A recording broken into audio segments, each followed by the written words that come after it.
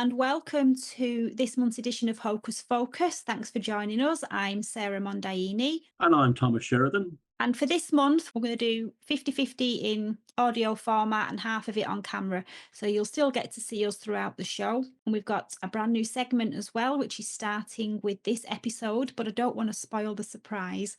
So you've got to keep watching if you want to find out what that is, but you are going to love it. And thanks everyone for your wonderful response to the revival of the Caffeine Chronicles. Got some more excellent guests coming up for that over the coming weeks. So make sure you subscribe to the channel and hit the notification bell so you don't miss any new content. And my next big guest on the Caffeine Chronicles is Olivia Sol from Sun Moon Self, and also our resident astrologer for Hocus Focus. So keep your eyes open for that and all the other new content that I've got coming to the channel soon. So Thomas, what's been happening with you this month? I'm pretty good. No complaints. I've been busy with life stuff mainly. I've been taking time out to work on building up the audience for my new show, Not Quite The Witching Hour. And I've been getting comfortable with setting up the format of that and how it looks, like yourself with Caffeine Chronicles. And I'm going to start looking for guests soon. I have a couple of guests coming up. Neil MacDonald will be talking about his new book. And I will have the engineer Colin from England back again to talk about various esoteric things in relation to life and other stuff. And I'm going to be very picky about the guests, though. I want people who can talk about things other than the specific topic that they talk about. So I'm looking for polymaths and people who are very erudite and not like stuck on one subject. So yeah, I can't complain. It's all it's all good. It's getting good feedback and good reviews, and it's keeping people happy. And it's had its initial burst, so I'll probably go back to now that I've established it, I'll go to the one show a week or two shows a week from this point on. Wow, so that sounds like there's a lot of new stuff in the pipeline then. I look forward to seeing some of that. Yeah, and I want to flesh the show out with having little video reports maybe inside it and other kind of things that might be interesting. That's not just me, my mug in front of the camera. It'll have a bit more to it. So, like I said, the trajectory is to make a visual VON. Excellent. Yeah, look forward to that. So for this episode, we're going to look into cryptozoology, what it means as a Fortean and the questions that it raises and the different types of cryptids that are out there. Cryptozoology studies hidden or unknown animals, creatures that might exist but haven't been scientifically proven yet. We call these creatures cryptids, things like Bigfoot or the Loch Ness Monster. And for a cryptozoologist, it's about proving these creatures are real. But for a Fortean, it's more about asking questions. Why do so many people report seeing the same things?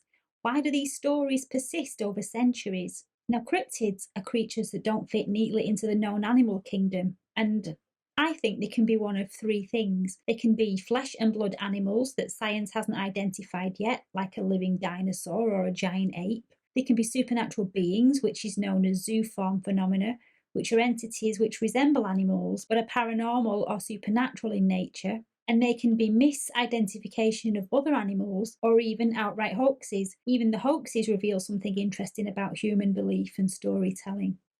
Now, the universe is mysterious, and even reality isn't as we once thought it was, thanks to quantum physics. So although, yes, there are flesh and blood animals out there that are yet to be discovered, there are also reported cryptid sightings that should be considered as supernatural and interdimensional, things such as the Mothman and the Jersey Devil.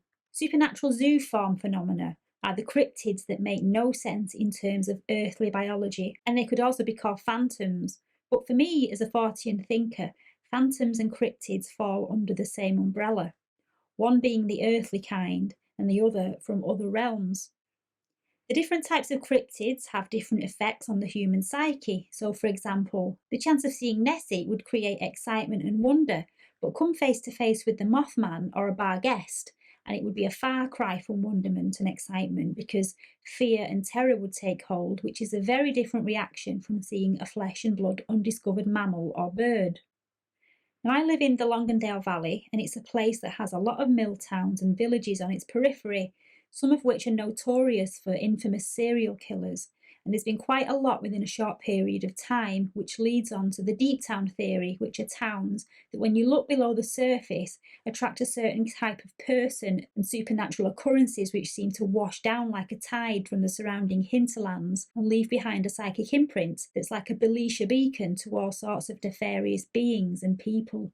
The Longondale Valley is a place of what I consider high strangeness, and it has strange lights known as the Longondale Lights. It's a UFO hotspot and there's many spectral sightings up there.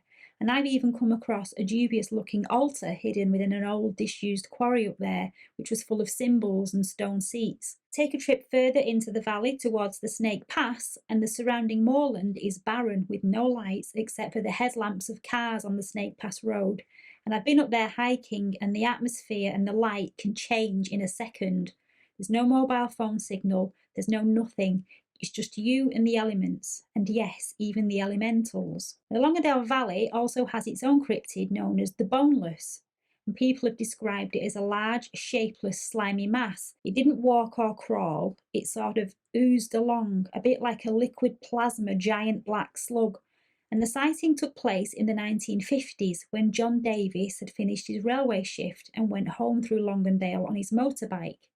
While riding along Ogden Clough, he suddenly felt the need to stop, which was when he saw a huge black slug-like creature, and he said it made a horrible scraping sound as it crossed the road heading towards the marsh, and was described as a massive black slug with a head like a whale and dark pupils swirling around in its white eyes. Not long after, he found out that someone he knew had seen the same kind of creature in the valley at the exact same spot where he'd had his encounter. And cryptozoologists said that if this sighting were genuine, then Boneless would have been a vertebrate, because it's impossible for something that big with no skeletal system to move about on land. But a cryptozoologist called Carl Schuker, who liked to think outside the everything is flesh and blood box, reckoned it wasn't a biological animal and it was some kind of supernatural entity. A bit further south of me, there is the Pig Man of Cannock Chase, and this one's a modern local legend brought to light by researcher Lee Brickley, and it's said to be part human and part pig with glowing eyes and a terrifying snout. Now this gets interesting because while Lee Brickley was researching his book, he was sent an email from the grandson of a former soldier who said that his grandfather was stationed on Cannock Chase, and a group of soldiers had been instructed to spread rumours around the local area about a human-pig hybrid that was running loose in the woods, and that it was a military tactic used for keeping civilians away from army areas. And what's interesting is that the pigman is still being seen today, and Lee gets lots of emails from people about their experiences with this thing, and they describe it as 7 feet tall with a massive human head that's too big for the body and a long face with pig features that squeals at you. So that leads me to believe that there is the possibility that this thing has come into existence like a tulpa due to the collective fear that was instilled into people over the years from the made-up rumours. And so this thought form is now manifested into our physical world as a result of that. Cannock Chase is a hotspot for the strange, with UFOs, ghostly soldiers, black-eyed children, a place where people experience altered states of reality, and so the creation of a tulpa under such a sensitive geological area really is a possibility. And I say possibility because that is what it is, one possibility of many, not a fact, not a truth, it's a possibility that I've drawn from reading about this particular cryptid. Now let's head to Cornwall for the Owlman of Marnon. The Owlman first appeared in the 1970s near Marnon Church. Witnesses described it as a humanoid creature with wings, claws and glowing red eyes. A giant owl, but with human-like form. And there were 2 young girls on holiday in Marnon who saw a large winged creature hovering above the tower of St Marnon and St Stephen's Church on April 17, 1976. And the incident was so terrifying that the girl's father had to cut the holiday short. This is similar to the Sandown Clown incident 3 years earlier, where 2 children witnessed a clown that spoke with them, and their father had to cut their holiday short. Was this thing the same entity which showed itself in a different form, depending on the location or what was familiar to the children?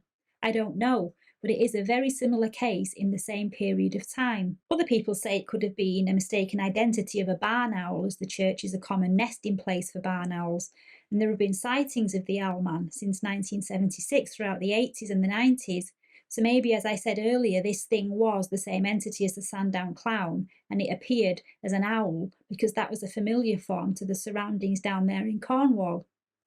Is it a biological cryptid, a supernatural being, a mistaken identity for a common barn owl? I don't know.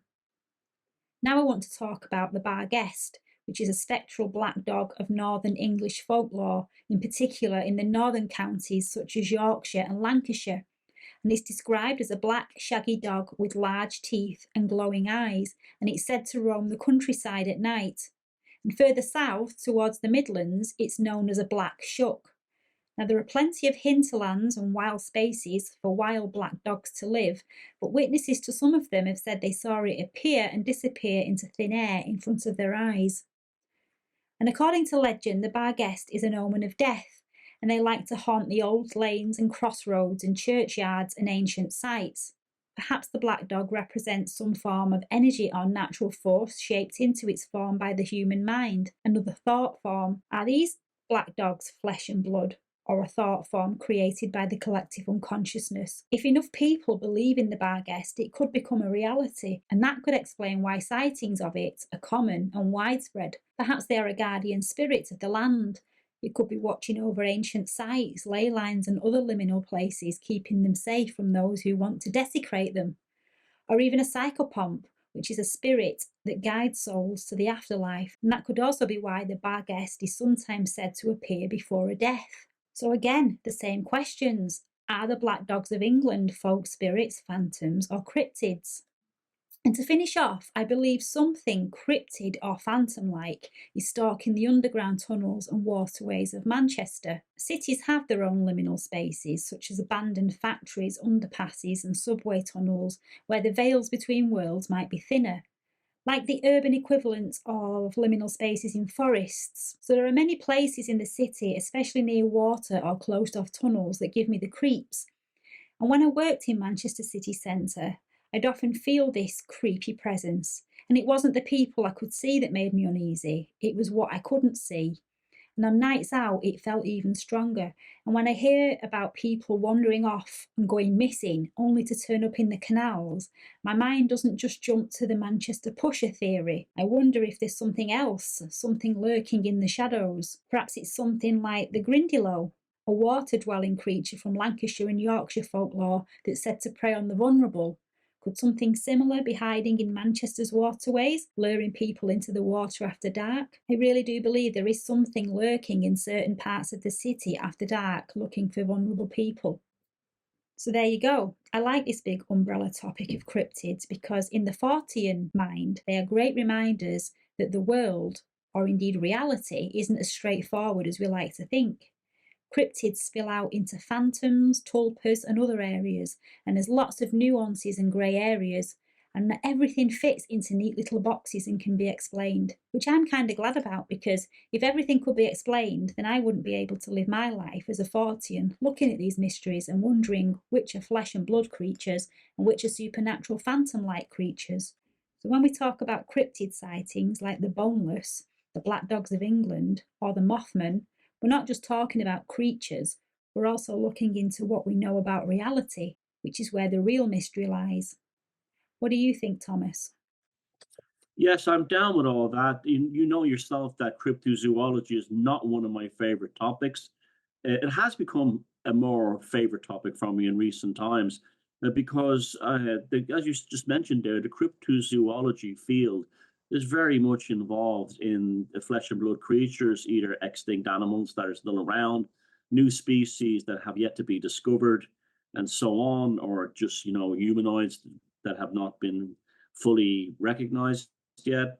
And I'm not saying that stuff isn't true. I'm just saying that to me doesn't really interest me so much because it's really more closer to biology and botany and things like that. Well, not so much botany, but like biology and animals, and than well, maybe botany. There could be like fungi kind of cryptozoology creatures, but that's never where I've really been. And the flesh and blood thing, there's not a lot of evidence for it, but there is some. So it's divided into two worlds, three worlds, you said. I'm I wouldn't have said the hoaxes, but yeah, I mean, yeah, the hoaxes are a big part of it. But yeah, the spiritual phenomena, which is would mostly what would grab my attention, and then you have the flesh and blood traditional cryptozoology of animals and stuff like that. And I kind of look at both, and I like the fact that both can be connected to folklore. That's really important for me. And what you're saying there is very interesting about Manchester. The thing with Manchester and the underground canals with the passageways and everything. I felt that experience as well, although I didn't at the time necessarily think it was paranormal when I was making the documentary on the Manchester pusher, alleged serial killer, and I definitely felt that high strangeness in those canals around. There's so many of them, and although now Manchester city centre is undergoing colossal rapid development, 5, 6, 7 years ago it wasn't. There was still a lot of derelict buildings around down in those lower levels, the lower levels of the city where the canals are, and in particular that Rochdale Canal was one that always gave me the creeps. Not just in Manchester itself, but in when it goes up the Hebden Bridge through the Calder Valley on its way into Yorkshire, that that canal that canal has strange egregoric element to it. It's not it has a strangeness to it both in the countryside and in the rural areas. And it's funny you mentioned the underground thing. There's a huge section of the canal near Huddersfield that goes under a big hill, and it's a tiny tunnel that's under the water, under the hill, and you have to navigate through by kicking the top of the tunnel and pushing the longboat through. And I often wondered, like we've done railway ghosts and stuff in the past. I'd imagine if there was kind of like spiritual cryptids, that's probably where they would live, in the tunnels underneath the ground, both in Manchester and both in the rural areas. So I think that's a very interesting thing. I'm looking forward to seeing you develop more on that, maybe on your own channel or on this program going forward. Again, hounds, very common in English, very, very common in English folklore and Nordic folklore. And the giant slug thing reminds me of the giant slug things have appeared in other places too. That's an interesting one, even in parts of America. But the giant slug reminds me of those giant pictures of huge snails fighting knights in medieval texts that you see, like illustrated manuscripts, or fighting giant bunnies. And remember, the puka in Ireland is also kind of a fairy slash cryptid, and that's also seen as a giant rabbit. So this is what's lovely about it. When you step outside the domain of pure animals, pure, biology and zoology, you're coming into stuff that affects folklore and everything else. And so, yeah, what your opening segment, I'm down with all of that. And that's what makes the subject interesting to me. If it was just animals, it wouldn't. I also think there's a link between cryptids and poltergeist activity as I was researching for this show, because people who experience poltergeist activity say that they feel this oppressive atmosphere, like something's wrong, even before the objects start moving or before they see anything. And the cryptid sightings, like the black dogs or the humanoid type creatures, they kind of come with that similar feeling, like this quietness, this silence. There's no birds, there's no leaves, it's just this heavy, unnatural kind of silence. And John Keel talked about that a lot in his book, The Mothman Prophecies. And there's a part in the book where he describes driving through an area of the road by the old TNT site where he felt absolute fear and all the hairs on the back of his neck stood up, and then it subsided. So he pulled over and he got out the car and he walked back and forth through this weird spot several times to experience this strange fear that would wash over him and came out of nowhere. And he said that he thought he'd walk through an area of something that was just pure ultrasonic waves, and that's why he was feeling like he did. Yeah, like a reality collapse. And I think there's a strong egregoric quality to it as well. The there's an energy, a darkness. I notice I've noticed too in the canals in England, they can also attract a lot of sinister individuals who live in those longboats. I'm not saying all the people are that live on the longboats are like that, but it's a good place for weirdos and oddballs to hide. And that would create a kind of egregoric, energy, as would the TNT area at Point Pleasant, a munitions facility creating weapons of war, basically. And it could, the thing could blow up at any minute, and they would be testing explosives and things like that.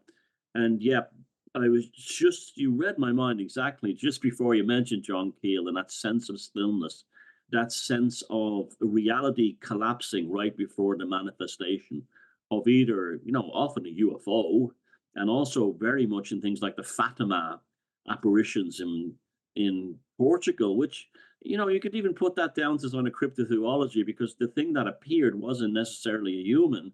It was a small entity that appeared floating up on a tree. And so, that could even be something. And that was the same stillness and same strange energy was there too.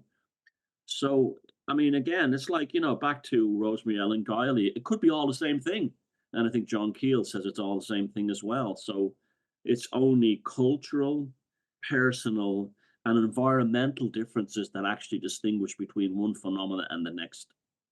To say that it could be some kind of breakdown of reality just before they appear, it's sort of like saying that there could be manifestations of a disturbance in that field, but whether they're attracted to it or whether they create that disturbance or whether it's a portal that they come in and out from, I don't know. But it is interesting to think about that they might be formed by the same forces that create other paranormal phenomena. So to tie it in back to that, another possibility with the cryptids or the zoo forms is that they could be tied to altered states of reality as well, because people who see them are not just seeing strange creatures, but they might be experiencing a shift in their own perception, like where the consciousness taps into another level of existence or another realm. And that might explain why some people see cryptids in the same location, where others in that location don't see the cryptids, but they see ghosts or UFO phenomena. It all comes from the same source, perhaps. And ultimately, it's down to the perception of the actual condition of the central nervous system of the person who experiences it. You may have someone who sees these things all the time in a specific area, another person doesn't see them at all, and it's because of how they've attenuated their nervous system. Sometimes you're born with it. Sometimes, like you and I know from taking a walk into the Fortean world, that you actually amplify it. It becomes like a muscle, and you become more sensitive to paranormal things, even if you're not specifically trying to find them. It just happens. It even happens to people who are not necessarily interested in paranormal stuff, but have an interest in megaliths, and they will just be going around looking at megaliths, and eventually they will have a paranormal experience among the megaliths, because there's the attenuation of their nervous system. Their central nervous system becomes trimmed down and primed towards the experiential sort of ambience of the locations that they're visiting. That's a very important thing. Ties in with things like psychogeography, like what you're saying with Manchester and stuff like that. And also, I've had these experiences myself in certain towns and neighborhoods. It's not a cryptozoology story, but I've told it before that when I used to come back from a Boy Scout meeting through the old village of Ballymun, which had been there for like hundreds of years, there was a laneway that went down to an old Methodist church. And there was one of the reasons was, there'll be about 11 or 10 at the time. One of the reasons was there was no lighting on the laneway. And, where I lived was very lit up. So I wasn't used to that kind of darkness. And I used to run past the opening to the lane to get further down the street. And then I discovered years later that was a site of a tram crash, and lots of kids died in that alleyway after they'd been removed from the trams. And also, a great aunt of mine was an orderly in a hospital nearby, and she used to have to ask male nurses or porters to stay with her at the bus stop until her bus came, because she used to be afraid being there at night, and she had the same experiences too. Now, to some other people, it may trigger. Maybe they might see a Mothman type creature, or something like that, or a werewolf, or a big black dog, And in the concept of it being egregoric, in that it's kind of created by combined psychic attenuation or thoughts or expressions. At the Battle of Clontarf, between the Irish and well, it wasn't really Irish, it was an Irish Viking army and the Dublin Viking army back in the 11th century. It's written in the actual historical account of the battle that the Morrigan was seen in the sky above the two armies as a giant raven. Now, that's just amazing. That could they have manifested this giant raven in an egregoric way, just basically as a result of the intensity of battle. Are we talking a tulpa? A tulpa slash egregore slash manifestation entity. I don't know. I mean, like the Thunderbird thing in America, which is very heavily related to First Nation and Native American folklore, has been, seen by many, many Americans who are of European descent in these areas where is it a real bird? Now, there's a famous photograph of what's allegedly a shot thunderbird. It could be the real thing. It was the giant flying dinosaur, whatever the name of that thing is. It could have been one of them. It could have been a fake as well. This brings us back to the third part of your theory, a hoax, which is interesting too. Is like, why would you want to hoax that as well? That's interesting as well. And like Bigfoot, like that, there was lots of reasons for the Patterson to have faked that, because he was trying to get money off Hollywood to do a documentary called Bigfoot, and he'd actually copyright the name Bigfoot. And at the time, he was in the Hollywood studio where they were making the costumes for Planet of the Apes. So the movie at the time, which we all know from seeing those films, had fantastic costumes, very highly plausible. You could have got one of the gorilla ones, and the naked version of the gorilla one, and did that. I mean, I've never been convinced by that Patterson Gimli film. To me, they said no human can walk like that. And since I was a kid, people have demonstrated walking like that, proving you can do it. So but it's an intriguing film, but it's too good. It's like the UFO films. The most plausible UFO films, ironically, are the fuzzy ones, because it's not actually there. It's a collapse in reality that's causing this thing to manifest. And likewise, the most plausible cryptozoology footage is the stuff that doesn't look real. It's not clear. When it's really sharp and real, it's fake. Yeah, and I think some of the hoaxes and the fake ones, they can also fall under the umbrella of mistaken identity as well, because a lot of things are mistaken to be a cryptid, and then it turns out that it's something else. Like with the black dogs, you think that you've seen some kind of monster, and it turns out to be a black dog that's running amok somewhere. Or Sasquatch turns out to be a brown bear or a black bear on his hind legs, which they do a lot, looking around, having a sniff, trying to smell something, and that would, from a distance, look like a hairy man.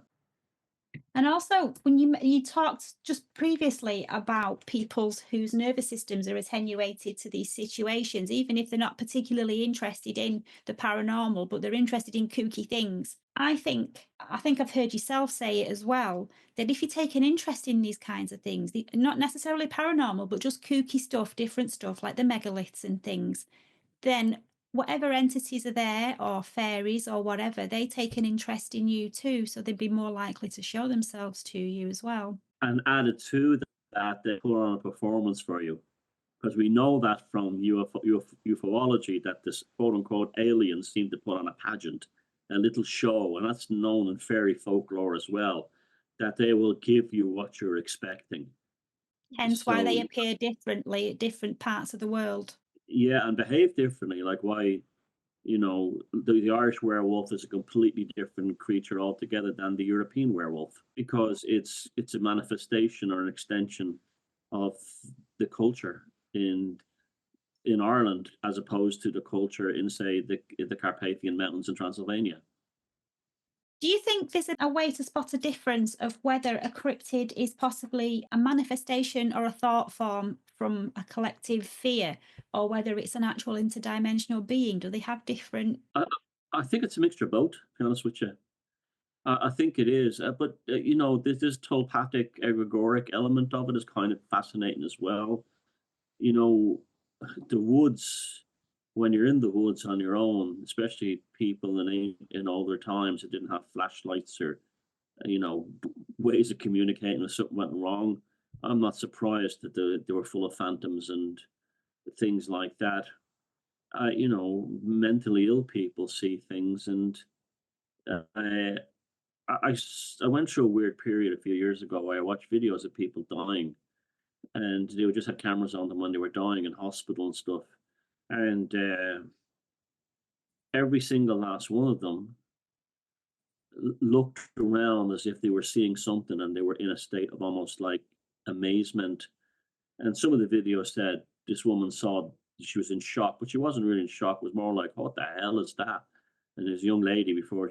So I'm kind of like, you know, down with the whole when the nervous system is dissipates all the sort of frequencies that make this reality function, and it collapses down into its primal form, whatever that is, then that's where you see these things manifest as what they are.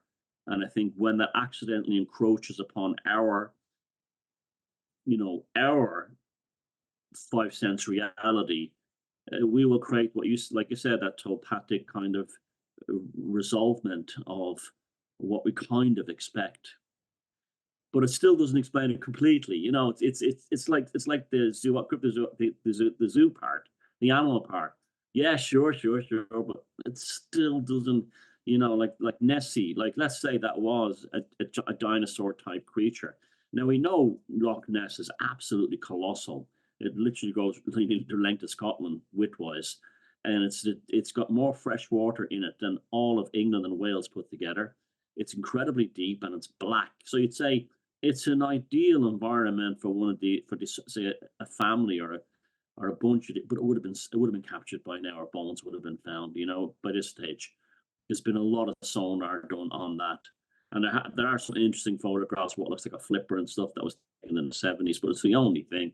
Never happened again. So, but then that maybe it is true. Maybe it is a giant animal down there, and there is a pathway to the sea. It's not. It's plausible, but and I'm not talking about the River Ness. I'm talking about underground caves or something. And I don't know. You know, it's a real phenomena, but it's unreal at the same time, and that I find it very difficult. Now, I'm talking about the spiritual aspect. Of course, there's flesh and blood things as well that are a lot easier to put your the tag onto. But it's so difficult. That's probably why I kind of instinctually stayed away from the cryptozoology thing, not because the zoology part bored me, but also the high strangeness part, it just bewildered me, bedazzled me almost. I tell you what, I have noticed while researching for this episode, a lot of the spiritual side of it, a lot of cryptozoologists won't go there, they won't touch it. And it's almost like it's the same kind of bias that you find in the archaeological world when you step away from the script. Yeah. Well, the chap that I used to work with at one of the markets here, an English guy, and he was mad for cryptozoology. He was big into Bigfoot, and went to America and everything to go on Bigfoot thingies. But he was an atheist. He didn't believe in anything spiritual or anything, and he was purely, yeah. He says Yeti is probably true, and it probably is real, but it's a species of ape, a snow ape. Yeah, totally plausible. I'm totally down with that.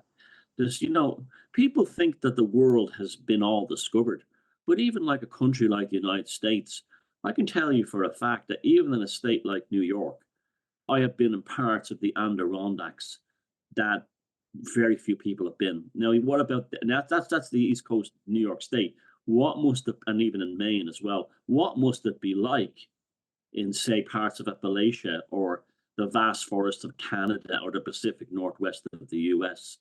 So there are so many places that are on that have not been, you know, maybe someone once passed through them or a few times, but for the most part, they're still incredibly remote. And that's the United States.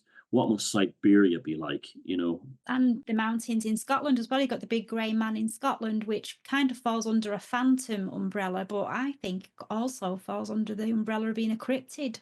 Well, also, the Scottish, well, see, maybe this thing comes into manifestation as an animal, as a real thing, because I often wonder about, like, 14 times always has these things of new animals that have been discovered all the time. And some of them are fully formed animals, like deer type creatures. And they appear in a place where people should have seen them before. And suddenly they find like a load of, a whole breeding population of a certain kind of deer that no one noticed before. So maybe a telepathic thing can become flesh and bone. Like, and also Scotland, that's another thing. Scotland is still one of the Highlands of Scotland is one of the largest wildernesses in Europe. People don't know that. As overpopulated as Britain is, the Scottish Highlands are pretty empty. And I remember flying from Copenhagen to Belfast once, and we flew right over the Highlands. And I can tell you, it was like looking down on Mars. It was empty. Like one ginormous liminal space. Yeah, and if they are... And it becomes a psychic cauldron for those that go in there. And if they are, some of these things are interdimensional, and it makes sense why they would choose to appear or live within the liminal places like the marshes and the moors and tunnels and waterways, even abandoned buildings in the urban areas. They're never spotted walking down the street. It's always in these liminal spaces where they can kind of come and go from one world to the next in peace or do whatever it is that they're doing there.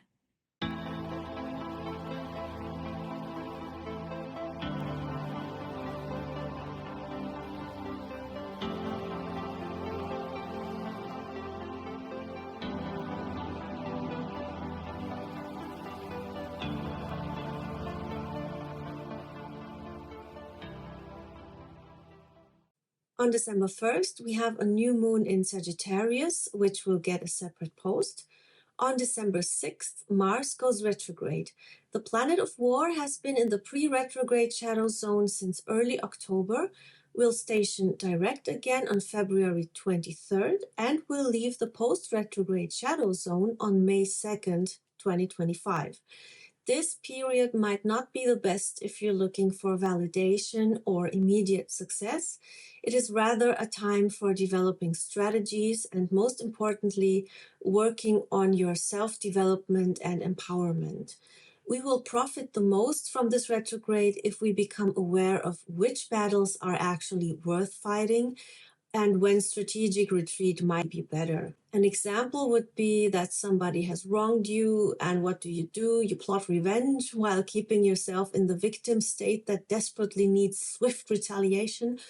Or do you invest the energy and possibly your very righteous anger into bettering yourself and seek out ways to get retribution without involving yourself in a direct confrontation where you could very well lose, or that simply isn't worth it at the end of the day when you analyze what you have truly gained from it, other than maybe a fleeting moment of triumph. We are talking about Mars here, so it is certainly not about forgiveness, surrender, passivity, or the Abrahamic love thy enemy mumbo jumbo, but picking your battles and making a conscious decision about where you are going to invest your energy.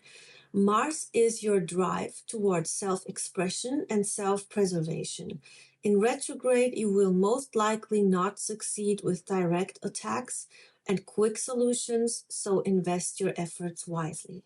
On December 7th, Neptune goes direct in Pisces. This is a typical placement for massive illusion, deception, and in the case of mentally unstable people, Renfielding, especially when the moon is also in Pisces, as is the case on this day. So I'm going to give a little warning here that the presence of the moon, Neptune, and Saturn in Pisces could lead to certain people becoming a tad unhinged, especially because we have a square with the Sun and Mercury retrograde, and ultimately a T-square with Jupiter retrograde in Gemini. Oof. Renfielding, gossiping, or outright manipulation, lack of filter, for better or worse, lack of measure and discipline. This is not a nice placement. The solution is to use logic, common sense, and to keep a cool head as much as possible, maybe even retreat a little bit from the social circus. Also on December 7th, Venus enters Aquarius and joins Pluto in the sign of the creative, rational, inventive, and socially oriented individualist, that is Aquarius. This can bring a new attitude towards money, for example, a more creative approach to making or spending it, possibly something beneficial in a broader sense for cryptocurrency, for example, like a powerful shift towards more openness and public acceptance. I'm thinking especially in terms of the new US administration, or on a personal level, more focus on individual expression as well as collective interests, and less focus on being overly restrained. On December 15th, we have a full moon in Gemini, which will get an extra post as well. And on the same day, Mercury goes finally direct again, but remains in the dreaded shadow period until January 3rd. I have made a post about this Mercury retrograde for all zodiac signs, which you can check out on my Facebook profile if you're on Facebook, on Telegram, or in the community tab on my channel here on YouTube. On December 21st, the Sun enters Capricorn. This is a cardinal earth sign ruled by Saturn, the great disciplinarian, fair and wise authority figure, and no-nonsense deliverer of karma. Capricorn season is naturally dark because of the time of year it falls into, and because there is no outward growth, no exuberance, no extroversion, no joie de vivre, nothing like that. Everything is static and frozen, and therefore Capricorn people are often categorized as somewhat stoic, introverted, but they can also have a sardonic or even morbid sense of humor and no shyness whatsoever when it comes to exploring the darker aspects of life and death. Being ruled by Saturn, this sign's pure nature has immense stamina and perseverance, a great degree of discipline, and wants to leave a legacy rather than being the flavor of the month. We could all feel more Capricornian, meaning more inclined towards harder work, more self-discipline, and less outward orientation. But Capricorn's ruler is currently in Pisces, where boundaries and discipline are absolutely not the greatest priorities. Therefore, we might have to take more than just one side into consideration and remember that not everything is what it seems.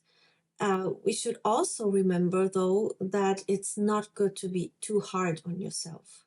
On December 30th, we have a new moon in Capricorn, which also gets an extra post. If you're interested in the moon updates, make sure you follow me either here on YouTube, because I post them in the community tab, or on Facebook, etc.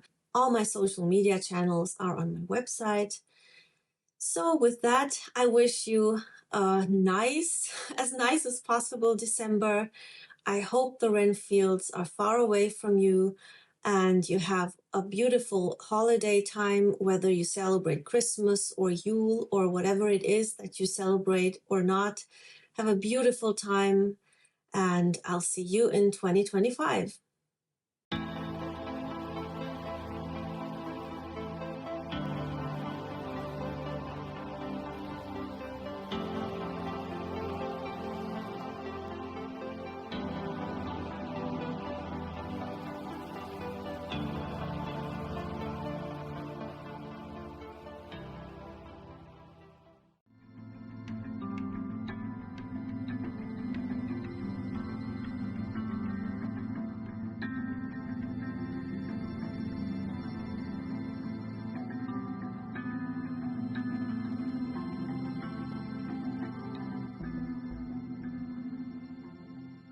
For this month's film review, we are reviewing the 2002 film The Mothman Prophecies, starring Richard Gere. Based on John A. Keel's book of the same name, the film, directed by Mark Pellington, turns Point Pleasant, West Virginia, into a dreamlike hauntological world.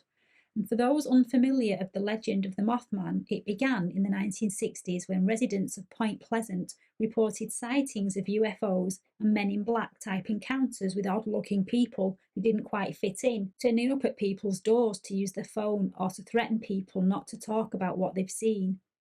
But they were strange because they spoke in monotonous, robotic voices, or their clothes didn't fit and they had trouble breathing and that kind of thing. As well as the UFOs, people also started to see a man-sized winged creature with glowing red eyes. And these sightings all led towards the collapse of the Silver Bridge in 1967, which claimed 36 lives. And Keel's book looks at this event using eyewitness accounts, prophecies, and other high strangeness connected with the UFO sightings, Men in Black, and later on the Mothman sightings. John Klein, played by Richard Gere, is a journalist living a successful life with his wife Mary, and while driving home one night, Mary swerves to avoid a shadowy figure and crashes the car. She later describes seeing something strange with red eyes, and while she's in hospital, doctors discover a rare brain tumour, and after her passing, John finds creepy sketches of the creature in her journal. 2 years after Mary's death, John goes on an assignment for work, but somehow ends up in Point Pleasant, West Virginia, which is hours away from his intended destination. Gordon Smallwood, played by Will Patton, is a local man experiencing bizarre phenomena, which include visions and strange phone calls from an entity called Indrid Cold. Connie Mills, played by Laura Linney, is the town's police officer who tells John about the strange events affecting Point Pleasant, where high strangeness has been growing more frequent, with the townspeople reporting strange UFO occurrences and prophetic warnings. John then starts receiving cryptic messages from the entity known as Indrid Cold, predicting future disasters and giving accurate details that only a supernatural entity could know. And it talks about a catastrophic event, and John tries to figure out the messages and prevent whatever it is that's coming, and he starts to become obsessed. Indrid Cold gives information that is sometimes revealing and other times misleading, and he appears at odd times and it's quite disorientating.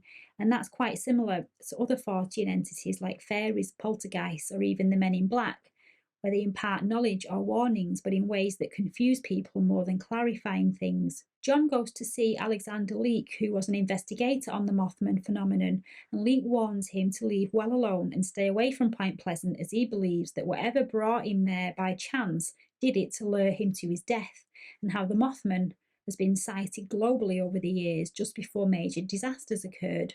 John wants to know why it targeted him and why some of the apparitions imitate Mary, his dead wife. And Leake explains that sometimes when you take an interest in these entities, these things start to take an interest in you. John then gets a weird message telling him to leave Point Pleasant and to go home to wait for a call from his dead wife on Christmas Eve. And while John's at home falling apart in his grief, Connie convinces him not to be alone at Christmas and to come back to Point Pleasant and spend it with new friends. And on his journey back to Point Pleasant, the film reaches its climax with the collapse of the Silver Bridge during the rush hour, which was an excellent scene as you realise that this was the reason for the sightings. And then there's the build-up to the Silver Bridge collapse, and the tension in the air is electric. Everything is deadly calm as John Klein is waiting in the traffic to cross the bridge, and he realises that this is the disaster that things have been leading to. There are no answers in the film. It's more about questions. What is the Mothman? Is it a guardian, a warning, or is it something else? Was John meant to go back and save Connie, or was he meant to stay away? I think he was meant to go back, and it was his grief for Mary that was preventing him from living again. And I think possibly the entity was feeding on that. I don't know, it's a difficult one, and I'm currently reading the book again to try and see if I can work out more answers to the mystery. But the ambiguity is what makes the film so creepy. The entity warns John Klein about the impending disaster. They are so cryptic and too vague to act on. So it's difficult to tell if the Mothman is helping or if John was just incapable of interpreting its messages. And we also don't know if Indrid Cold and the Mothman are the same entity or not. I thought maybe it appeared not to stop the disasters, but to prepare those people psychologically for what's coming by appearing to them, to help them rationalise it. But Indrid Cold seemed to be a trickster, and it was hard to tell if he was playing with the human mind or whether this entity used a different logic that doesn't fit into our human way of thinking. But anyway, the film is a must watch for those who love the weird and the Fortean. It's a very quiet, dreamlike film. It's chilling, paranormal, and it has a beautiful depiction of small town hauntology. Plus, it's based on true events from the book. So it's a 10 out of 10 from me. It was a 10 out of 10 for me, and if I could have given it 11, I probably would. And I'll tell you why. When I had read the original Mothman book, the original John Keel one, with the wonderful cover of this kind of silvery humanoid on the cover, with the kind of 1960s art. And when the movie was coming out, they said it would deviate from the John Keel book. And I was like, oh no, it's going to be a load of rubbish, this kind of thing. And what amazed me was not only did they capture the ambience, the sensation, the feelings, this fear, and this high strangeness. It's a Fortean masterpiece, really, the movie. But it's also a beautifully sad story as well. I mean, I thought Richard Gere's portrayal of a heartbroken widow was actually just one of his best ever performances. There's one very touching scene where he delivers this soliloquy about like a happy couple who found love, and then the universe just decides to take it away. And it was like the film was so much more than a movie about a cryptid. It was a movie about just a sad backstory that really worked. Often those things don't work. The only other film I can think that worked, that kind of thing approach worked in, was Mel Gibson's Signs, in relating to his wife having been killed in a car accident, and how it resolved itself at the end with the swing away comment. It was beautifully written, and you had that kind of too, but in a different way in the Mothman film. The scene where he finds the sketches that she painted in when she was dying in hospital of these visions she was having of the Mothman in her journal in the book, which I thought was a brilliant touch, so well done. And then he goes to Point Pleasant and he has the experiences with the Men in Black. It's all done very unsettlingly in just the right way. Every scene in the film is very dreamlike. Do you notice that? It's almost like you're dreaming that film as much as watching it. It has a fabulous musical soundtrack. And the scene of the Silver Bridge falling was just so well done. It was just, the special effects were outstanding. The cars under the water and going down and everything, and how the tension builds up when the red light at the bridge happens, just before the whole thing goes down, and Richard Gere running out of the car. And I have to say, the film is probably one of the best Fortean movies ever made, and it really should have been. It was very Hollywood, but it was like one of the rare examples of Hollywood in recent decades, doing it right. Usually, films that are usually this good are made either they're usually like European films, generally British or Irish made films that still do horror properly, but they really did themselves a great service with that film. Yeah, 10 out of 10. I could give it 11 out of 10. I own the DVD, and the book of the film is still a great read, and it's probably the most sympathetic reattempting reconfiguration of a factual book with a kind of a very human story that's done really beautifully. And I have to say, Richard Gere's, my estimation of him as an actor went up many fold after watching him in that film. Couple of points. Richard Gere's screen presence in that film is outstanding. He's got this like quiet charisma about him, and I think in his prime he would have made a really good Fox Mulder had he been a bit younger, because he's got a good mix of the skepticism and the wonder as well. And even the way he was dressed in that film gave off Fox Mulder vibes to me, with his long overcoat and his sensible shoes. And the sensible shoes, actually, if you've read the book, you'll talks about the Men in Black figures actually being obsessed. All their shoes are very sensible shoes that these strange people walking about the town are wearing. So I thought that was, I don't know if that was a homage to that, or whether that was just a happy coincidence. I don't know. But the book, I've just read the book again, whereas the book is based on lots of eyewitness accounts and Keel's investigations. The film kind of takes a fictional person and delves into that life, a life of one of the eyewitnesses. So you kind of like, it's like a spotlight on one of the eyewitnesses, and it's given kind of creative license, whereas the book is all eyewitnesses and true accounts. But this was just like Yes. it homed in on one particular person, and it was just, and how it affected him, and how he was connected somehow to that place, how he got there, and the people that lived there, and the way it affected them in that small town.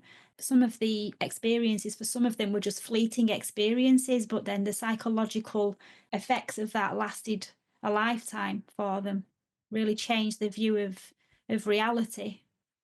Yes. It's funny you mentioned Fox Mulder, because when X-Files first came out, it was a big hit. David Duchovny was on, because they look kind of like each other. David Duchovny was on Saturday Night Live doing Richard Gere's character in An Officer and a Gentleman, dressed up in the white suit. Well, you got no place left to go. It's like, it was really funny because he looked just like they took the piss out of how he looked like Richard Gere back then, and he was like a great sport about it. Absolutely. I mean, you watch the Mothman film and you come away thinking, gosh, wouldn't that have been a great X-Files type series with Richard Gere in it? And another good thing about the film was its use of sound as well, because it was a very Yeah. quiet film throughout. It didn't have any jump scares or anything like that. It was lots of eerie silences, and it used sound to create this atmosphere of dread. And like, for example, the dismembered voice of Indrid Cold, it wasn't the things that he was saying, but it was the way that he said it in that flat, emotionless, robotic tone that they gave the voice. It seemed to come from nowhere, and all the bleeps and beeps. And eventually, as the film went on, even the telephone ringing created dread. Every time the telephone rang, you thought, oh, Yeah. who is it? Who's this going to be? So it's a film, in a film like that, where the fear comes from the unknown. The sound effects were perfect, I thought. And you had this mechanical voice that knew too much. And then you had the Yeah, creaking from the bridge after that silence on the bridge when he realised what was about to happen, and it wasn't the chemical plant, it was the bridge, and there was just silence, and then it started creaking, and it came down. Just perfect. it's a classic example of less is more. Even when the bridge came down, that was almost silent as well. It was that had that dreamy, everything had a dreamy quality. In fact, the only jump cut I can really remember, and the only jump scary bit, was the scene where she has the flash of the Mothman on the road before the crash. Mm. Like, that was really it. Though everything else was very gentle and low key, and a constant sort of like droning synthesizer in the background. Yeah. I mean, if I was making films, that's how I'd make them. That's the kind of people I'd employ to make films like that. To me, it's like every film, everyone who's making a horror film should watch that and a dark song and then go make the film, using them as their university to how to do it properly.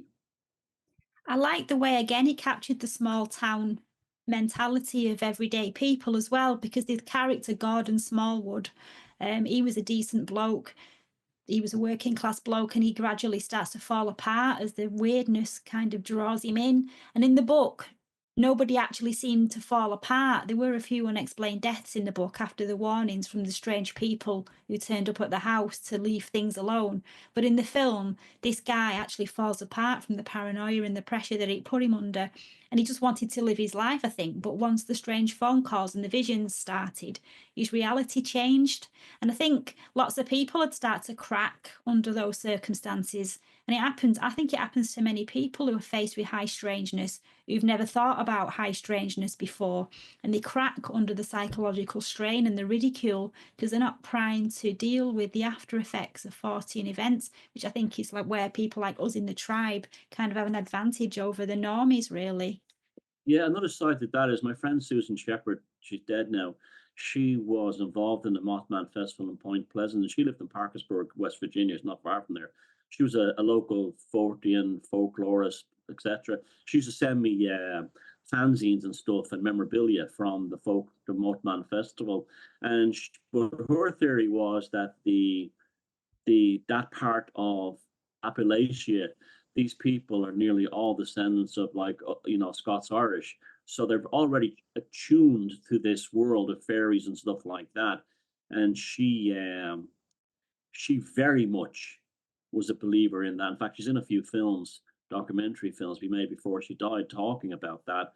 And she said, no, it's definitely related to the heritage of the people who live there. So it could also be back to the telepathic thing again, that there was something about to happen, and the collective trauma, psychic trauma, foreshadowing of the people who created the Mothman. Because the Native Americans have a similar story. They were betrayed terribly in that area by a treaty, but they had the Thunderbird. And also remember, before the map in John Keel's original book of the Mothman Prophecy, he went down there to examine UFO events, lights zooming up and down the Ohio Valley, and then the Mothman thing happened at the TNT area.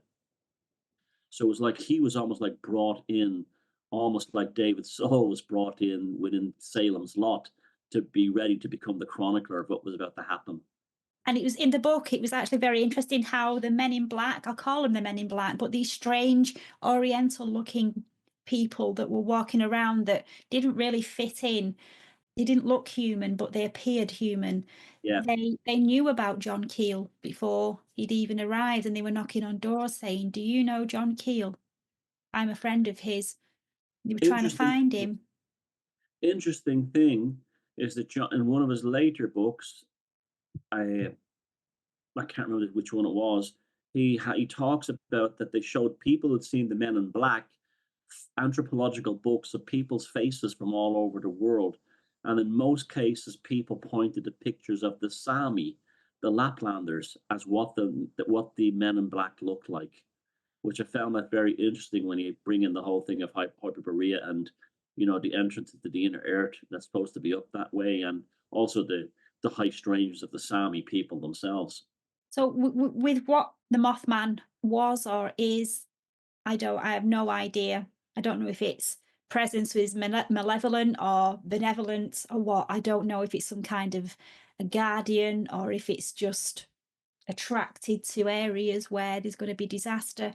I really don't know. I don't have any idea what it could be, but it is fascinating.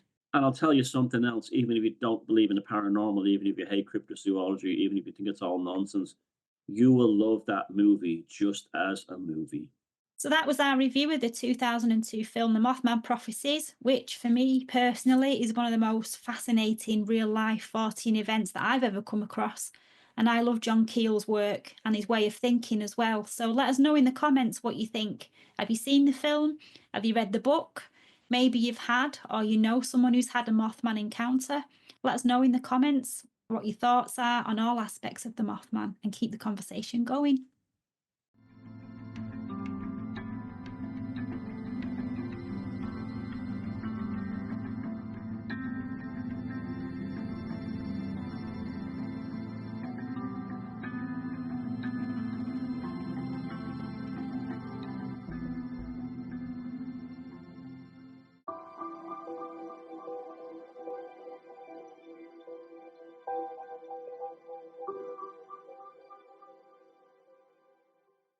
For this month's Psychic Hygiene, I want to talk about something that's been on my mind ever since I read a novella by Gary Michael Vasey called The Last Observer, which really struck a chord with me. And without giving too much away, the story is about the power of imagination and how our thoughts shape reality.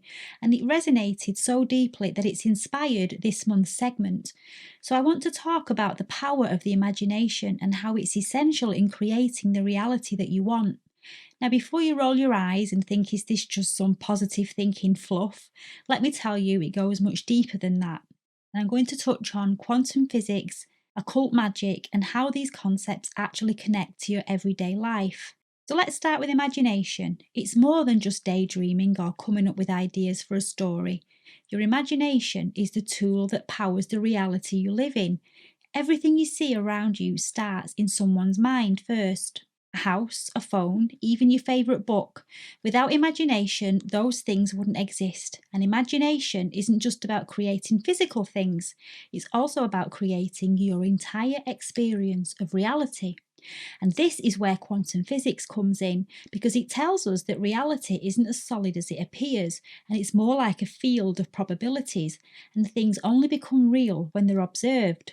Sounds a bit like magic, doesn't it? And it is. And this is where the line between science and the occult start to come together.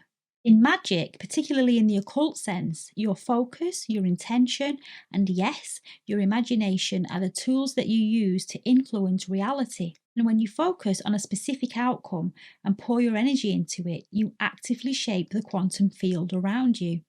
So every thought that you have sends out a ripple into the universe.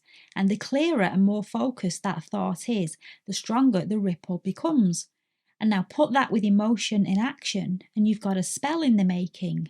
And this is why magical rituals often involve visualization, because it's training your mind to lock on to a particular version of reality. But not everyone is using their imagination to shape their reality. There are lots of people that are stuck in what I'll call the construct, and it's designed to keep you in a certain mindset, control your thoughts and your desires, and even your sense of what's possible. And these people are sleepwalking through life, following the rules and narratives that they've been fed without question. And they don't even realise that their thoughts aren't their own, because society and the media have programmed them, and sometimes even their own fears and insecurities. Now compare that to someone who's consciously aware. They use their imagination to explore new ideas and question the world around them, and they create their own reality instead of accepting the one that's been handed to them. They're the ones who tap into the true power of their minds, combining intuition, imagination, and the action to live life on their own terms. So why is this important for psychic hygiene? Well, because as I mentioned earlier, your mind is the ultimate tool in shaping your life. And if you're not actively using it, someone else will. So keeping your imagination sharp and free from external control is just as important as any cleansing ritual or protective spell. It's mental sovereignty. So take time every day to visualize the life that you want and imagine the outcome that you want, and live life as though what you've imagined has already happened, and observe the world around you with a critical eye. In doing this, you're not only protecting yourself from the system's influence, but you're also stepping into your power as a co-creator of reality.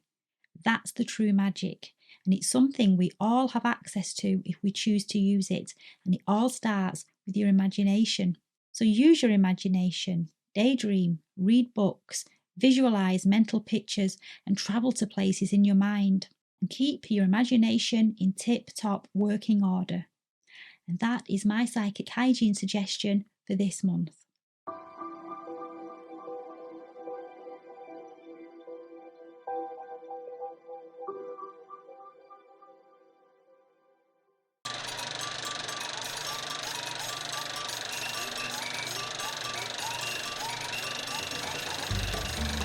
In today's fast-moving world of telex machines, typewriters, four-engine aircraft taking us through all parts of the empire, no prospective chaff or filly must be seen without Hocus Pocus apparel. Hocus Pocus apparel is made from the finest quality materials, delivered to your home door, dispatched by couriers with agreeable body odour.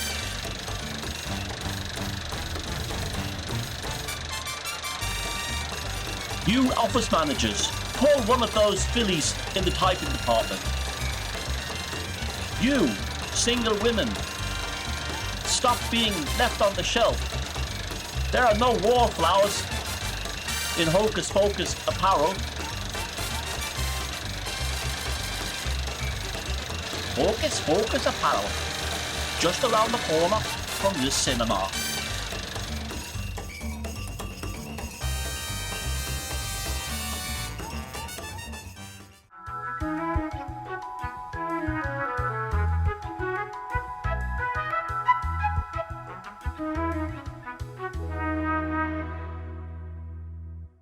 The complexity of the cryptozoology thing never ceases to amaze me.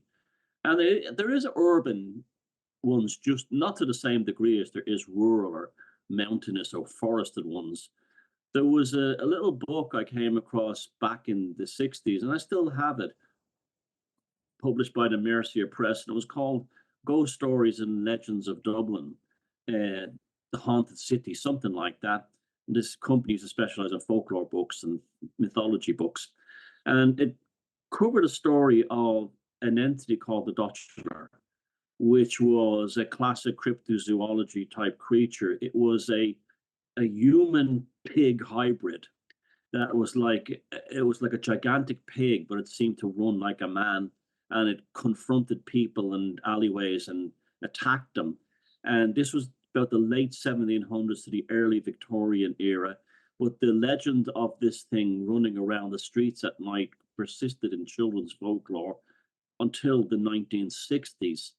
It was one of them was apparently killed by some worker one night, and that was the end of it. But it was very much a, it was actually reported in newspapers at the time, such as the Freeman's Journal, that there was this monster roaming the streets, the back alleyways of the old part of the city, and it was the locals had named it the Dutchler. Now I've tried to find out, even in Hiberno Norse, Dublinese, or Gaelic, if there's a translation for that, and I can't find anything. So the name is interesting too, Dutchler.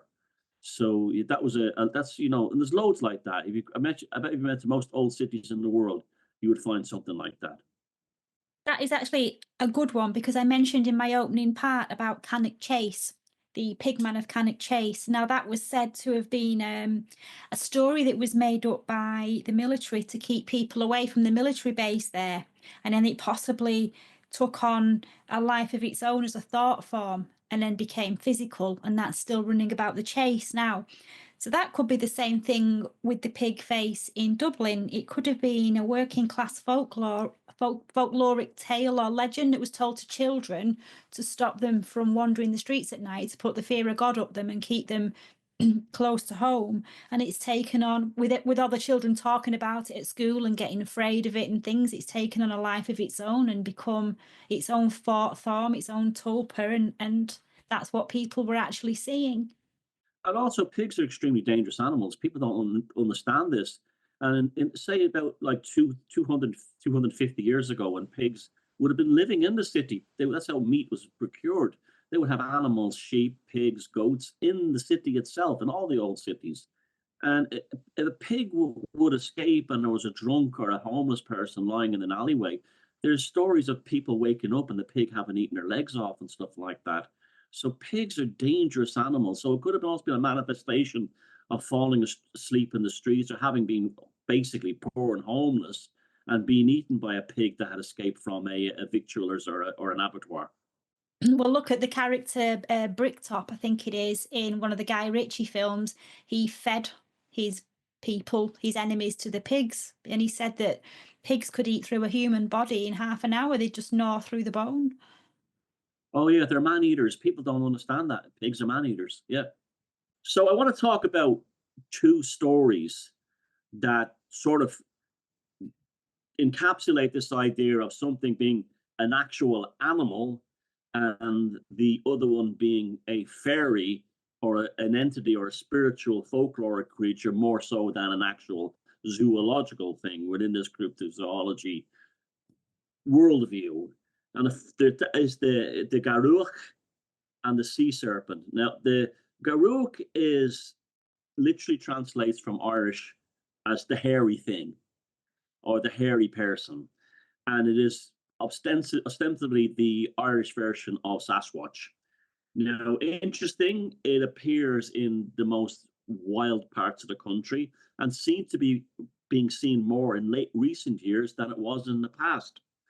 It has been commonly seen and even photographed in Kerry, in County Wicklow around the Blessington Lakes, and that's very close to Dublin. That's right, practically Dublin suburbs. The Sperrin Mountains, which are a very mysterious mountains up in Northern Ireland, very strongly connected to things like the Morrigan and that kind of folkloric element. Now, where the Garuach appears is in areas that have two things in common. They're full of megaliths and they're full of fairy folklore, which has people believing that the Garuk is conflated with the Puka. The Puka is a kind of a demonic fairy. Well, look, literally all the Irish fairies are bad, but the Puka generally has a bit of a bad reputation, and it's often seen in different forms in different parts of the country. Again, this brings us back to the local environmental thing. Down in County Clare, it's seen as a kind of a human with a horse's head. In Kerry, it's often seen as a gigantic rabbit or a hare, and in some parts of the northern part of the country, sometimes seen as a hairy humanoid. But for all intents and purposes, we're talking about the Irish Bigfoot or the Irish Sasquatch here. And in fact, it was the Garuk that convinced me that the Sasquatch of North America was a Native American fairy, basically, well, a fairy, an American fairy story. Now, there's some footage of it that's plausible, not plausible, so on. But the interesting thing about the Garuk is that it seems to be appearing a lot more lately. In the last 10 years, there's more sightings of it. Now, and this is one of them in particular is the forested areas in and around the Slieve Nor area of Northern Ireland, which is one of the most mysterious forests in Ireland. In fact, it's a place I wanted to go do some Fortean research in. It seems to be the Irish version of that famous forest in Romania. And it seems to be getting a lot of stories of UFOs, cryptids, strange lights, missing time, fairy stuff, and particularly has been ramping up from the early 2000s to now, which goes to show you that this thing was very much a developing thing. It's not a thing of the past. Now, it's not surprising too that the Garuk has also been conflated with the werewolf. Werewolves in Ireland are a very different manner of creature than they are in, say, the Carpathian or Transylvanian werewolf of Eastern Europe, say, east of the Danube. They are werewolves all the time. They don't transform, and they're capable of communication with humans, and they're, for the most part, benevolent and fairly friendly with humans. And in fact, there's even stories in the Middle Ages in Ireland of foreigners going to Ireland and meeting, claiming to have met and spoken with these werewolves. And the werewolves in Ireland are very much closer to, say, that how the Beauty and the Beast monster is portrayed within European folklore. Have you ever seen the Jean-Claude Cocteau film Beauty and the Beast? That's how Irish werewolves are portrayed. They're sort of like, there was a beautiful Ladybird book of Beauty and the Beast from the 1960s, and the illustrations, again, they're shown as almost like gentlemen. But again, that's been conflated with the Garuk. So that's like, to me, that's because of the landscape, the spiritual megaliths, fairies, and folklore. That's very much in the spiritual domain of the cryptozoology. Now, another one I will say that there's this one creature that does interest me that's possibly a real animal, and that's a sea serpent. Now, why that interests me is I used to have a set of encyclopedias from 1890 that were sadly damaged. They got water damaged and they were ruined. But in the encyclopedia, they had sea serpent listed as an actual real animal.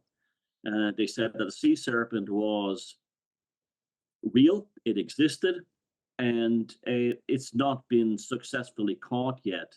Now, one of the stories they reported on was from in 1849, on the 14th of April, the London Illustrated News had a report by a sighting of a sea serpent by a naval officer of a ship called the HMS Plumper. And the report goes as follows. On the morning of the 31st of December, 1848, at latitude 41 degrees 13 minutes north and long and 12 degrees 31 minutes west, being nearly due west of Oporto, that's in Portugal, I saw a long black creature with a sharp head, moving slowly. I should think it was about 2 knots. It's about 3 miles an hour. Its back was about 20 feet, 6 meters or more, if not more, above the water. And its head, as near as I could judge, was probably from about 6 to 8 feet long. There was something on its back that appeared like a mane. This is quite common, the hairy sea serpent. And it moved through the water, kept washing about. And before I could examine it more closely, it was too far astern. And then another report of the same event said a giant snake appeared at once from the water, and the largest would be a boa constrictor way wrapped around twice. It lasted for about 15 minutes. The deadly struggle, the sea was just foaming and crushing waves around us. Finally, the back of the whale stood out of the water, and he sank head down first in the deep, where the snake must have killed him. A cold shiver ran through us at the sight of this final struggle. The writhing poor whale in the monster's double ring, like a little bird between the claws of a falcon. Now that was estimated at 160 to 170 feet long and 7 to 8 feet thick. And when you start looking through the records, there's a hell of a lot of stories of these giant sea serpents. And they have not only been known to attack animals, but also ships. If you look at many old navigation charts and maps, say pre-Victorian times, they are often illustrated with places where giant sea serpents live. And in some of the woodcuts, they're shown wrapping themselves around ships and so on. Now, this has continued on to fairly recently. And again, it's highly plausible. Why? Because the size of the ocean and the depth of it. And we know from previous shows we've done on Hocus Pocus that about giant snakes, that these things have been photographed in the Amazon. And we know that snakes are excellent swimmers and go into the sea. Now, a sea serpent is very different than a sea snake. There are snakes that live in the sea, and we've all seen videos of them and stuff like that in nature. This is a serpent in that it's a giant serpent. There has been at least 2 cases, and funny enough, they were in Irish waters, of a giant sea serpent attacking a U-boat. Now, the sea serpent goes way back in history. Tiamat, Jorgan Munda, and Hydra are both, Sumerian, Norse, and Greco-Roman fame. So that goes back a long way, this story. So there has to be, if I was to put my money on 2 cryptids that were probably true, based on the remoteness of where they exist, one would be Yeti and the other one would be the sea serpent. Now, as I said, they were still attacking until relatively recent times. U-boats had 2 reports of them, and one of them was U-boat 85, which in 1918, on the 30th of April, Walpurgis night, no less, it basically sunk a U-boat or damaged it to the point where the sailors on board, the Kriegsmariners, were shooting it with sidearms and machine guns to try and got it away from them, but it caused so much damage that they had to abandon the submarine and were eventually captured as prisoners of war by a British warship. Now, I was watching some videos of this online, and they kept referring it to as monster. Now, the German word for monster is monster or Shrek. But I listened closely to the untranslated audio, and in both cases, the sailors, the Germans said, they're both in German, said Schlang, which is serpent in German. So they specifically said serpent in both reports by both U-boats, and not monster. So that's how those 2 stories sum perfectly up how I feel about cryptozoology. The Garuch is a spiritual entity connected to folklore, fairy folk, and specific ancient mystical environments. And the sea serpent is a gigantic snake that probably does exist and has yet to be discovered. I have a report here of a giant sea serpent by a Reverend Hans Egede, excuse my pronunciation, but he was a Danish Norwegian clergyman, and this was in 1734. And him and his crew witnessed a sea serpent, and he wrote in his journal, and the journal entry was that on the 6th of July 1734 there appeared a very large and frightful sea monster which raised itself so high out of the water that its head reached above the top of the boat, and it had a long sharp snout and spouted water like a whale, and it had very broad flippers. The body seemed to be covered with scales, and the skin was uneven and wrinkled, and the lower part was formed like a snake. And after some time, the creature plunged backwards into the water, and it turned its tail up above the surface, a whole ship length from the head. And the following evening, we had very bad weather. He also wrote, on the same sea monster sighting in his book, that it was also spotted at the 64th degree of latitude and was thick or as bulky as the ship and 3 or 4 times longer than the ship, and described the creature as having red eyes almost burning with fire.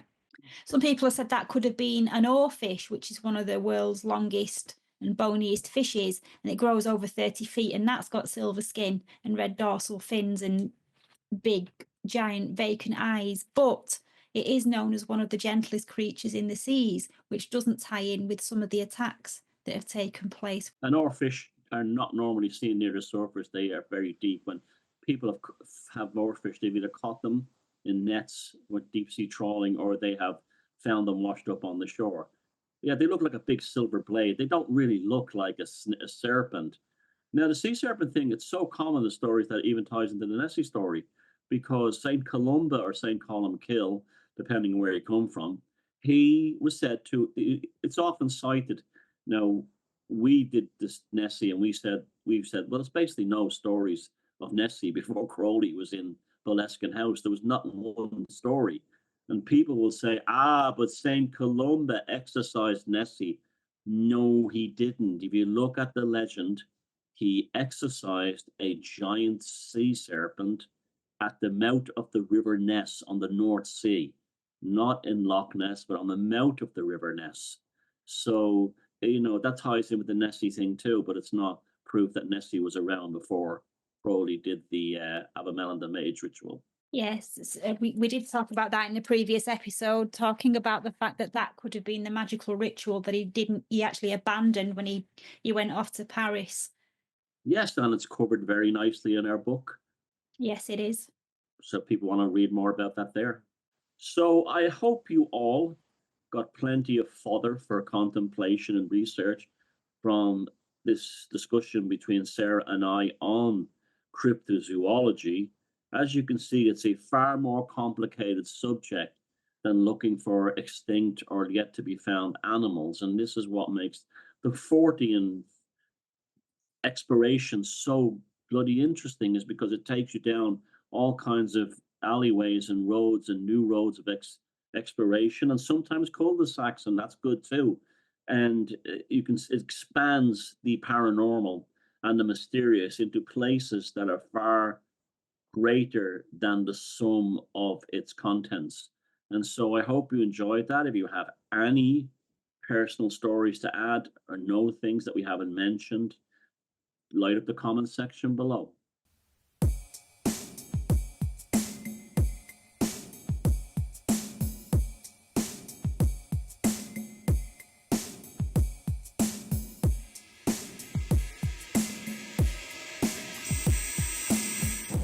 The psychic weather this week, in fact, this month, in fact, it's been running for a while, is quite positive. There seems to be a correctional force happening where the people being wound up, and the tightness and the tension that was happening before the elections in the US that led to enormous Renfielding that I had spoken about in previous psychic weather reports not too long ago. That's all dissipated, and there seems to be a correctional force of equilibrium coming back to the center. The Renfielding is definitely stopped. Now, we do have the people suffering from TDS, but I think a lot of them are kind of like compensating for other problems they have, and that just becomes a means from which they do it. And there still is a lot of hysteria on that side, but there's a beautiful amount of people on that side who say, you know what, I've had enough. I just want to get back to living my life outside the world of ideological precepts. I want to just be a person. I don't want to judge a person anymore based on their political or other things. I want to judge them on if they're a nice person or not. It's irrelevant. And it's a very healthy way we're going. And I've been feeling very positive about now and the future because of it. There seems to be a very much a lack of hysteria, a lack of intensity as the equilibrium takes hold. And it's not only on the left side of the thing, it's also on the right side of the thing. I'm not seeing criticisms of people on the right, and they're saying things like, well, you got to stop this nonsense about like all Christians are under attack, because it's not true. And anyone who's not a Christian is not necessarily a demon worshiper or some kind of weirdo. And so the sympathies on both sides coming to the center. And some of the main characters you see in the political discourse on YouTube and online have softened down tremendously as it's come to the center. And also a lot of the activity, subscriptions and view numbers on the videos dealing with kind of political things has all collapsed, which is a very healthy thing, which means they're not watching these videos. They're not obsessing over ideological precepts, as I said. They're just getting back to life. They've had enough. So the psychic weather for now to the end of the year is ignore the doomers, ignore the gloom. They're vanishing into the abyss. Right now, this is a time of relaxation and get ready to build for the future. And that's the psychic weather with me, Thomas Sheridan.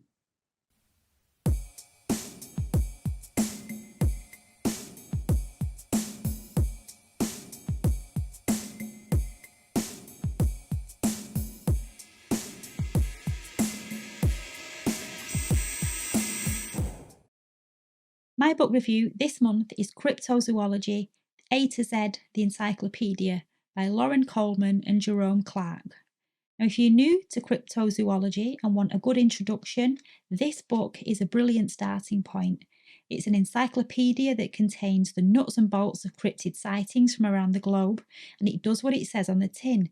And the authors approach the subject with a very matter-of-fact attitude, treating cryptozoology as a legitimate field of scientific inquiry, rather than going into the more Fortean or supernatural aspects that some of us love to explore. The book covers many cryptids, from the heavyweights like Bigfoot and the Loch Ness Monster, to lesser-known cryptids such as the Mongolian deathworm and the Jersey Devil.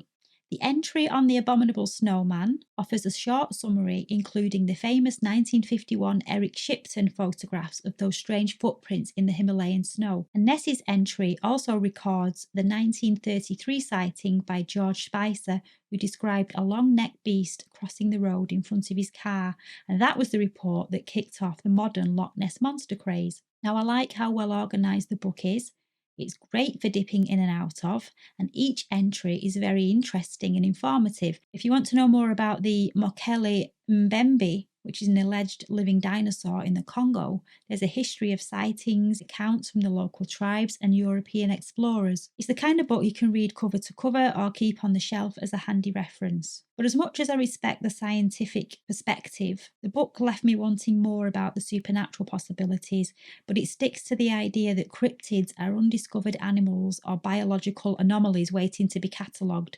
So if you are looking for a read about the possibility that some cryptids might be spiritual entities, then you won't find it here. There's no mention of Mothman as an omen of disaster, or any discussion of cryptids as interdimensional animals or phantoms, which was disappointing for those of us who like to look at things with a more Fortean eye. And one entry that did stand out to me was on the Thunderbird, which was reportedly seen in the skies over North America. The entry is about a well-known sighting from 1977 in Lawndale, Illinois, where a boy was allegedly attacked and briefly carried away by a massive bird. And there were eyewitnesses and testimonies and scientific debates over what species of bird, if any, could grow to such an enormous size as to pick up a human boy and carry him off and fly away with him. But because no one has been able to answer or agree on this, it has just been left unsolved. And this is where cryptozoology, from a purely biological angle, falls down for me, because no other possibilities are considered, such as folklore and otherworldly beings. So it's a 7 out of 10 from me. but it is a good read for anyone looking to get an introduction to the subject. But as I said, you will have to look elsewhere if you're after something more Fortean. Now, I bought and reviewed this book for Hocus Focus because I don't have any books on pure cryptozoology, apart from articles and chapters in the many old unexplained mystery compendium books that I have. But I'll stick with John Keel's books on mysterious creatures in future, as he's much more up my street. And for my book this week, although it's not, overtly or specifically very much in the cryptozoology theme, it is part of that world. And any Fortean who's interested in cryptozoology could do no worse than getting himself a copy of Christopher Dell's Monsters, a Bestiary of the Bizarre. Now, this came out about 2010. It was published by Thames and Hudson, and it is basically an art book. It's an art book that not only covers monsters, but it also goes over the crossover between monsters and mythologies, monsters and gods, demons and devils. And it really does show what we talked about in this show, how they are all kind of interlinked in one way or another. It doesn't only cover European things, it also covers Asian, a lot of Japanese and folklore. It's got lots of illustrations, which are just fantastic. And it's nearly all in color. So it just has illustrations of basically monsters with a capital M. And it covers sea serpents, it covers things like the demon foxes of Japan, as well as werewolves. It's not a lot of text in it, but it doesn't need a lot of text. It's a great book of marvel and wonder. You can look at these old illustrations of hybrid humans or monster races that were supposed to have lived in the Pacific Islands that were, you can see actually this kind of literature of the time played a huge impression upon Lovecraft and this concept of people from the South Sea Islands being a mixtures of sea monsters and humans. Kind of deals with that in a way. And it's a joy to just sit down and have a cup of coffee and look at the illustrations. I think there's over 130 of them are in color. And it's a very classy book. It's got a kind of a funky, very much like 1990s to early 2000s type cover that you've got in a lot of books that were in, the last great decades of bookstores. But it's a great size. It's not too big. It's not smaller than A4, a little bit smaller than A4. And it's a very high quality print. The pages are very high glossy, very good quality print. The captions are to the minimum. And the book is really allows you to dive into the world of monsters in terms of your imagination. So it's not necessarily a purely cryptozoology book, but no cryptozoology worth their salt should be seen without it. That's Monsters, a Bestiary of the Bizarre by Christopher Dell, published by Thames and Hudson in 2010. And it was very widely available. I remember I bought this one in London and all the bookshops had this in the window. So it was heavily promoted at the time. So you shouldn't have any problem getting a copy of it.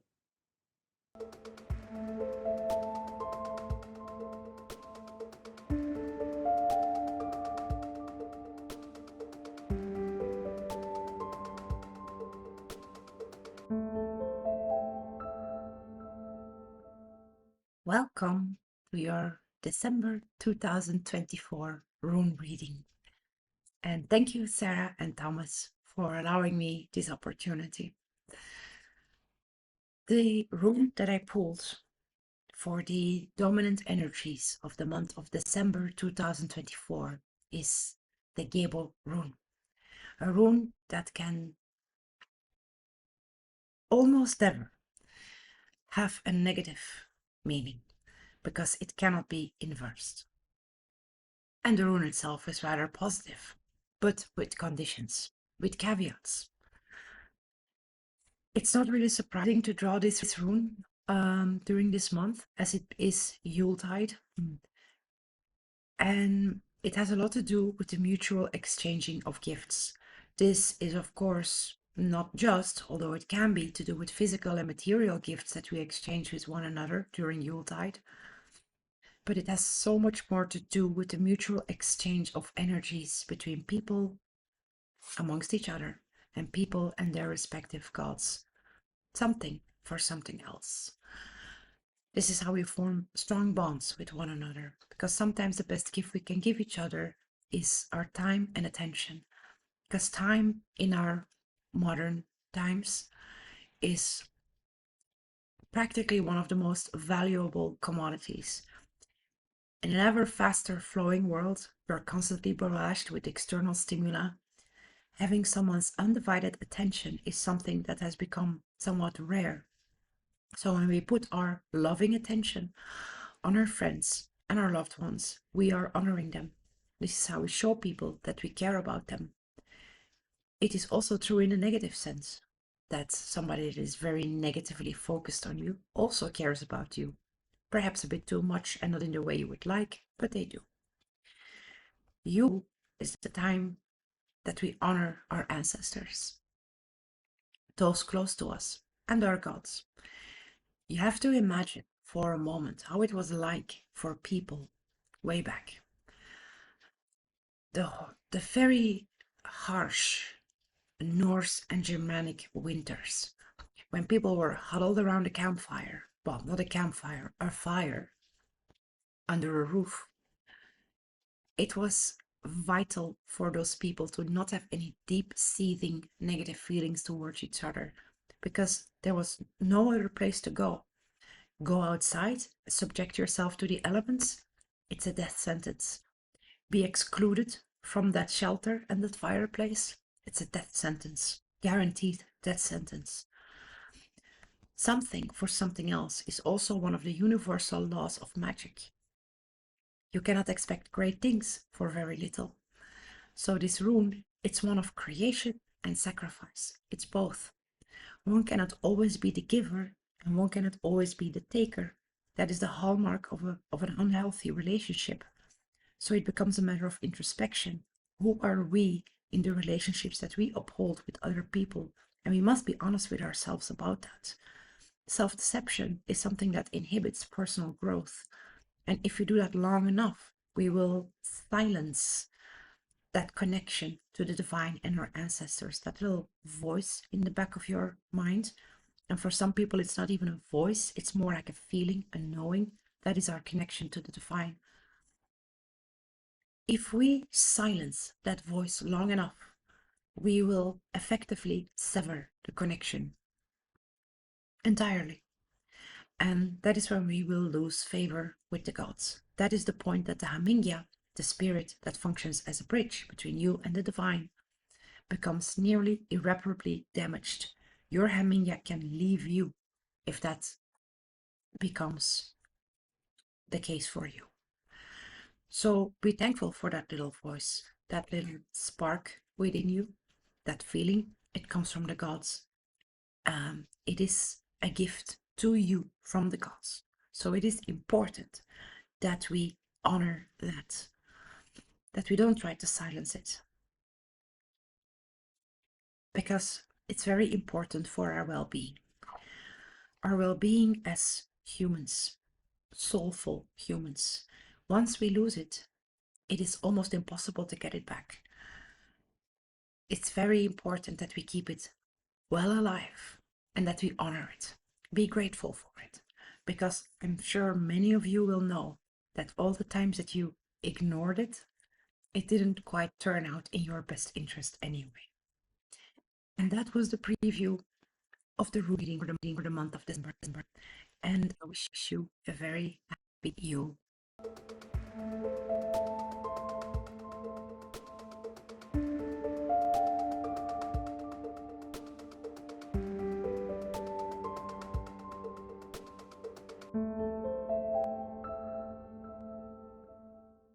Well, we've come to the end of the show and we hope you enjoyed this month's episode.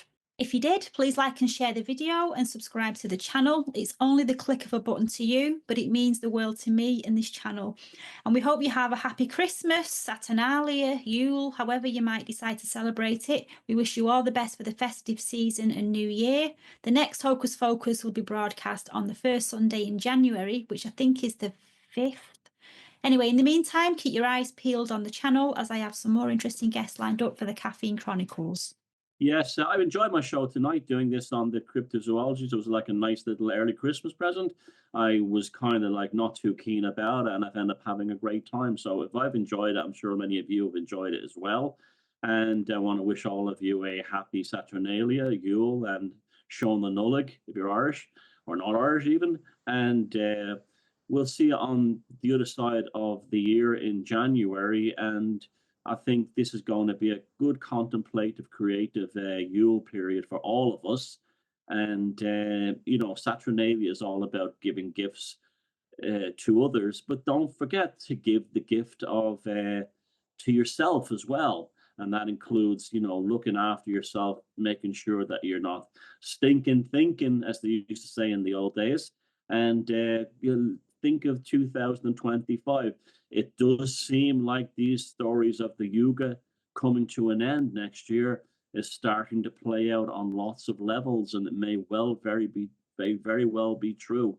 And so, be positive, because there's a lot more to be positive about and to be negative about. And like I always said, feck them if they can't take a joke, and feck them if they try to bring you down. Walk away and get on and enjoy yourself. And remember, the only mysteries in life you should really be concerned about are the 40 ones, because all the others will solve themselves without your involvement. So thanks very much, Sarah, and I'll see you on the other side of the year, and on the other side of the year, on the other side of Focus. And also give us the final tarot reading for 2024 at this momentous stage in history. For this tarot of the month, I have pulled the Lover's card. Now, at first, it might seem like it's all about love and romance, but there is more to this card than just that. It's about choices, connection, and the balance between opposites, both in our relationships and within ourselves. Now, the card shows a man and a woman standing beneath an angel, often seen as Archangel Raphael, the angel of healing and communication. Behind the man is the tree of life, and behind the woman is the tree of knowledge with a serpent coiled around it. And above them, the sun shines and brings warmth and light to the scene and the relationship.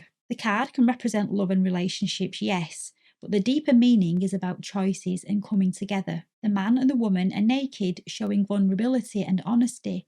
So the card asks your subconscious, are you being true to yourself? Are your connections authentic? Have you found a balance between your head and your heart? Because being too much in one and not enough in the other can cause problems. And the card is also about accepting all parts of yourself, even the parts you don't like, the light and the shadow, the familiar and the unknown. And Carl Jung talked a lot about the concept of individuation, which in a nutshell is the practice of becoming whole by combining these opposing parts of ourselves to achieve that harmony. Find connections that uplift you and relationships that help you grow beyond surface level attraction or fleeting romance. What do you really want from the people you surround yourself with?